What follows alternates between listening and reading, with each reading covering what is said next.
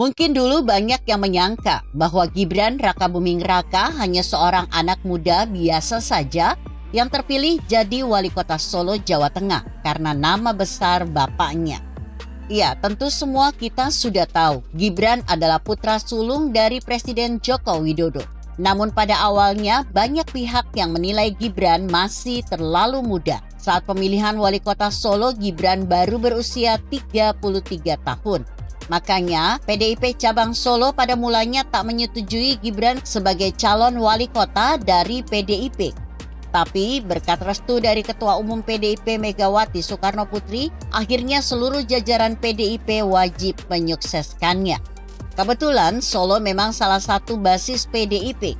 Ada pendapat siapapun yang diusung PDIP di Solo pasti menang.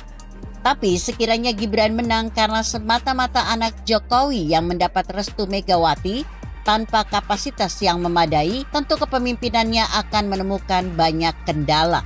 Faktanya, selama 2 tahun Gibran jadi wali kota, sederet prestasi telah berhasil ditorehkannya. Selama masa pandemi, Solo berhasil melakukan recovery tidak saja di bidang kesehatan, tapi juga ekonomi, antara lain dengan pendampingan terhadap 6.500 pelaku UMKM.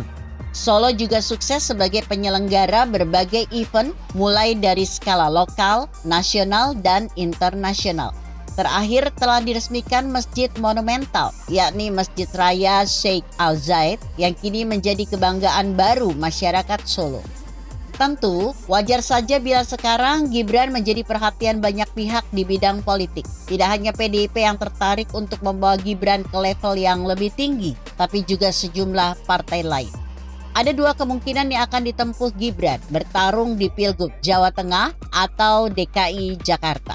Mengingat perjalanan Jokowi yang menjadi Gubernur DKI Jakarta setelah menjabat sebagai wali kota Solo, maka jejak sang ayah bisa jadi akan menjadi pilihan Gibran. Menjawab pertanyaan jurnalis, Gibran mengatakan tidak ngoyo atau tidak bernafsu mengejar jabatan. Namun jika dipercaya oleh Megawati, Gibran mengaku siap saja ikut Pilgub, baik di Jawa Tengah maupun Pilgub DKI Jakarta.